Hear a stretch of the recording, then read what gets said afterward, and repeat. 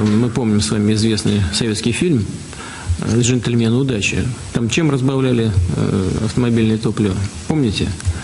У нас чем разбавляют сегодня? И вообще мы когда-нибудь сможем положить конец вот этой практике? Сегодня административные штрафы в общей сложности, ну, если вот по тем нарушениям, которые были по прошлому году, это порядка 10 миллионов рублей выставлены штрафы непосредственно автозаправочным станциям. Денис Валентинович, это же хищение на самом деле.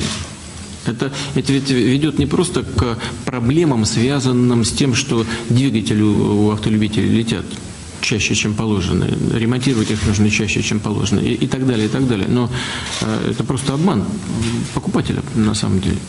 И что, нет ни одного привлеченного за это?